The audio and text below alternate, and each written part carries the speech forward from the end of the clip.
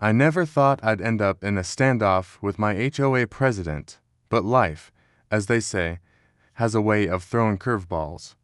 My name is Alex, and just 6 months ago, I moved into what I thought was my dream neighborhood, Sycamore Estates.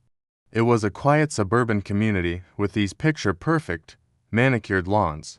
What I didn't know was that the HOA president, a woman named Corinne Wilkins, ruled this place like her own personal kingdom.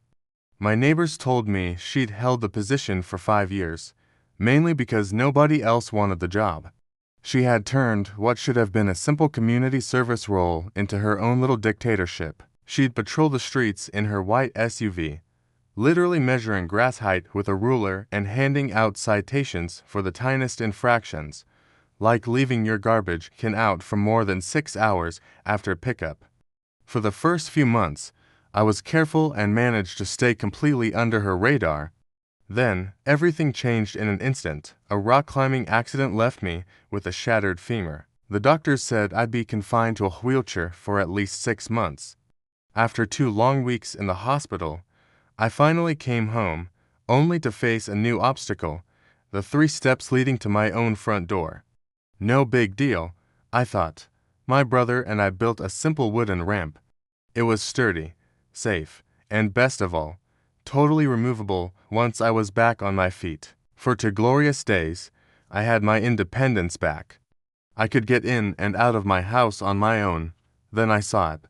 A bright orange notice taped to my front door. It read, "Unapproved structural modification. Remove within 48 hours or face daily fines of $100. And at the bottom, signed by none other than Corinne Wilkins, HOA president. I immediately called the number on the notice. Corinne picked up right away, her voice all crisp and professional. "Sycamore Estates HOA office. Corinne speaking," I said. "Hi Corinne, this is Alex Mitchell from 427 Burwood Lane. I just got a notice about my wheelchair ramp, and I was hoping we could talk about it." There was this heavy sigh on the other end. "Mr. Mitchell, all structural modifications require prior board approval. It's clearly outlined in the community guidelines." I tried to stay calm.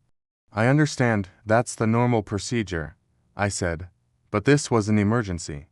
I'm temporarily in a wheelchair." She cut me off. "That would defeat the purpose of having rules. The ramp disrupts neighborhood uniformity and it has to be removed. You can submit a formal request, and it will be reviewed at next month's board meeting." I couldn't believe what I was hearing. "But I can't get in and out of my house without it," I explained, my voice starting to shake a little. There was a pause, and then her tone just dripped with condescension. "Our HOA is private, and our rules must be followed. Remove the ramp, or the fines will commence. I suggest you familiarize yourself with our guidelines. Have a nice day," and then, click, she hung up. I just sat there in my wheelchair, staring at the phone. Her dismissive attitude lit a fire in me. This wasn't about uniformity. This was a power trip. The next morning, I drafted a detailed letter to the entire HOA board, not just Corinne, explaining the situation and formally requesting an exemption. 3 days later, an email from Corinne landed in my inbox. "Your request has been noted but must follow proper channels. The ramp remains unauthorized. Fines will begin tomorrow as scheduled." That afternoon, I saw her white SUV parked across the street. She wasn't even trying to be subtle. She was snapping photos of my ramp, and then she had the nerve to wave at me before driving off. The next day, my security camera caught her taping another orange notice to my door. The fines had officially started $100 and climbing daily until I removed the ramp. I gave the board 1 more day to respond. Nothing.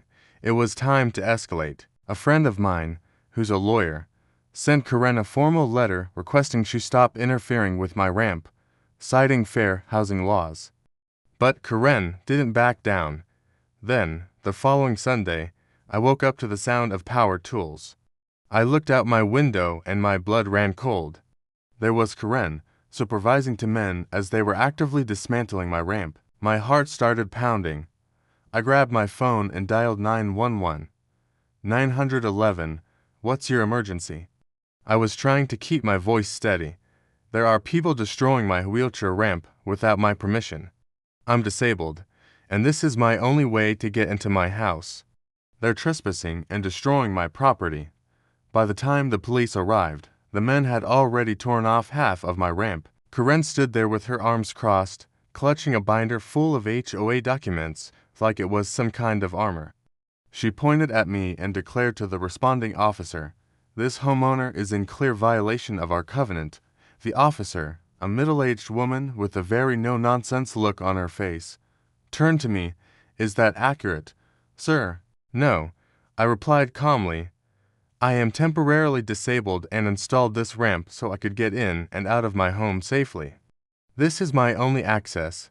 Karen's face flushed as the officer listened. "Ma'am," the officer finally said, turning to Karen, "you need to stop this immediately." Karen's jaw tightened. "Officer, with all due respect, you don't understand HOA rules. Our covenant clearly states, stop this activity now." The officer interrupted firmly. Karen glared at me like I had personally insulted her existence. "Fine," she snapped, turning to the workers. "Stop for now, we'll resolve this through proper channels." The men breathed a sigh of relief and set down their tools. Karen stormed to her SUV as the officer approached me.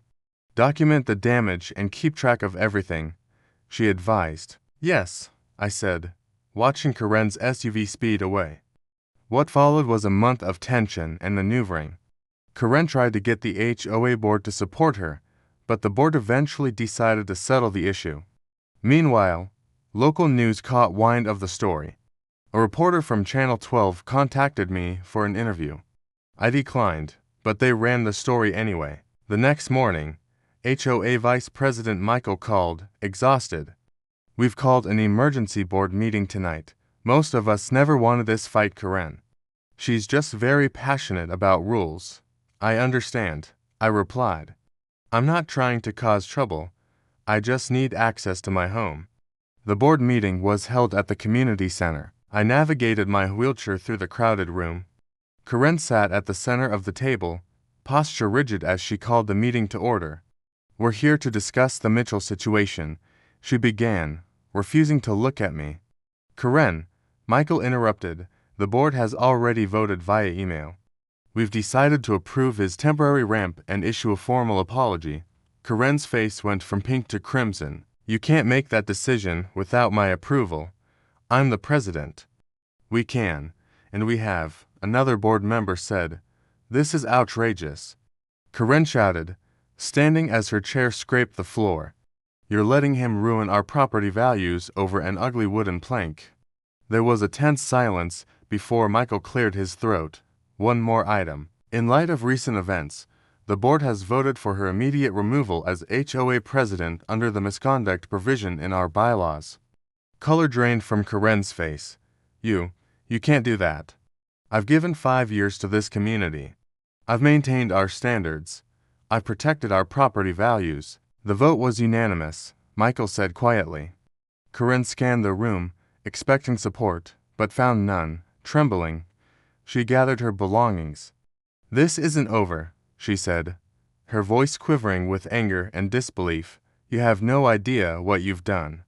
She stormed toward the exit, maneuvering around my wheelchair. Our eyes met for a brief moment. In that instant, I saw the realization that her perfect rulebook had critical gaps, and that her oversight would cost her dearly.